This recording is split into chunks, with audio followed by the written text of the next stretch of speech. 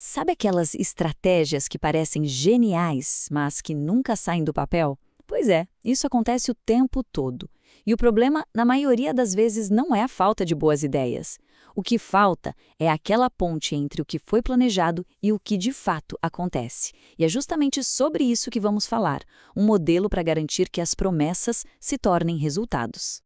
Então, a grande questão é essa, né? Por que tantas estratégias incríveis simplesmente morrem na praia? É uma frustração enorme. As equipes planejam, se dedicam, mas meses depois parece que nada mudou. Onde é que está o erro?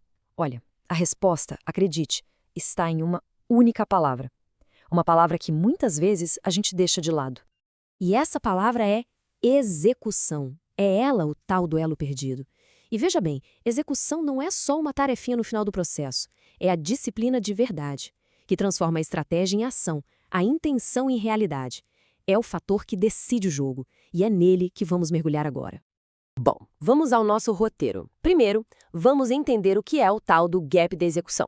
Depois, vamos montar o nosso motor de execução com 4 pilares essenciais: foco, pessoas, clareza e cultura. No final, teremos um modelo completo e funcionando. A primeira parada é justamente encarar o problema de frente. É muito comum existir um abismo gigante entre o que as organizações dizem que vão fazer e o que elas realmente entregam. Esse é o famoso gap de execução. E essa frase aqui é bem direta ao ponto. Falhar na execução não é um problema secundário. É a causa raiz do fracasso. É o que, no fim das contas, separa as empresas que prosperam daquelas que só ficam no quase. Vamos então ao nosso primeiro pilar. Pense no foco inabalável como o núcleo do nosso motor. É a peça central, a fonte de energia que move todo o resto. Sem foco, o motor nem liga. E como se constrói esse foco? Com 3 passos bem simples, mas muito poderosos. Primeiro, defina com clareza o que precisa ser feito. Segundo, e isso é crucial, designe um dono, um responsável. E terceiro, estabeleça marcos, pequenas entregas para medir o progresso de perto.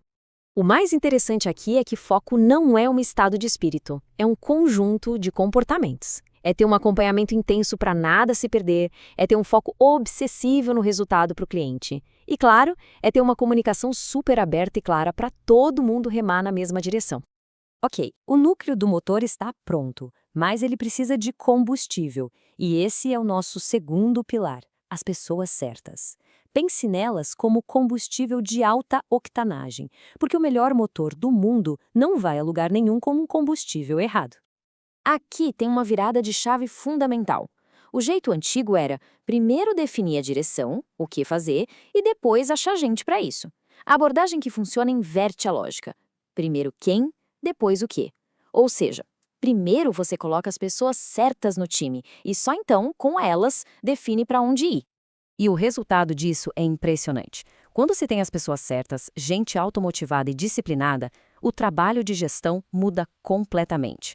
A energia deixa de ser gasta tentando motivar e passa a ser usada para tirar obstáculos da frente e deixar a equipe brilhar. Vamos ao terceiro pilar. Já temos o núcleo e o combustível. Agora a gente precisa de um GPS. E esse é o papel da clareza e da medição. É o que vai garantir que todo mundo saiba exatamente para onde está indo e como o progresso vai ser medido no caminho. E como se consegue essa clareza? A ferramenta clássica para isso é o framework SMART. Um bom desempenho sempre começa com metas claras.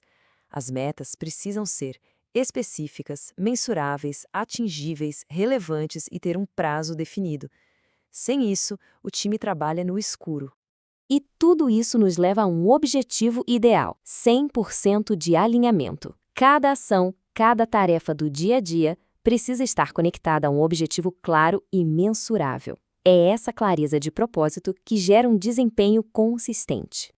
Para fazer essa clareza virar realidade, são necessárias algumas ações bem concretas. Estabelecer padrões, deixar papéis e responsabilidades muito bem definidos, dar feedback preciso e constante e, talvez o mais importante, traduzir aqueles valores bonitos da parede em comportamentos que todo mundo pode ver e seguir. Chegamos ao nosso quarto e último pilar, a cultura disciplinada. Se a gente continuar na analogia, pense nela como um sistema operacional do motor. É o software que roda por trás de tudo, garantindo que todas as peças funcionem juntas de forma consistente e confiável. E no coração dessa cultura existe uma ideia muito poderosa: o paradoxo de Stockdale. É um equilíbrio delicado. Ter a fé otimista de que as coisas vão dar certo no final e, ao mesmo tempo, ter a disciplina de encarar a realidade como ela é, sem filtro, por mais dura que seja. É um otimismo com os pés no chão. E é bom deixar claro, uma cultura disciplinada não tem a ver com rigidez. Pelo contrário, ela funciona no equilíbrio entre liberdade e responsabilidade. Ela dá autonomia para as pessoas agirem, mas dentro de um sistema com regras claras e com responsabilidade pelos resultados. Um jeito muito bom de ver se essa cultura existe é observar como os erros são tratados. Em vez de uma caça às bruxas, o que acontece são autópsias sem culpa. O foco é 100% em aprender com o que deu errado para melhorar o sistema, e não em punir a pessoa. Muito bem. Agora é hora de juntar todas essas peças. Com os 4 pilares que a gente construiu, dá para ver como eles formam um sistema que funciona junto, o nosso motor de execução. Então, recapitulando, temos o foco como um núcleo que gera energia, as pessoas certas como combustível de alta performance, a clareza e a medição como o GPS que nos guia, e uma cultura disciplinada como o sistema operacional que faz tudo isso rodar em harmonia. Juntos, eles formam uma máquina de fazer acontecer. E para fechar, fica uma pergunta para reflexão. Olhando para esse modelo, qual pilar parece ser o ponto mais fraco na maioria dos casos? Onde está a maior chance de melhoria? Seria em fortalecer o foco, em ter as pessoas certas, em aumentar a clareza ou em construir uma cultura mais disciplinada? Achar a resposta para essa pergunta é o primeiro passo para transformar qualquer estratégia em realidade.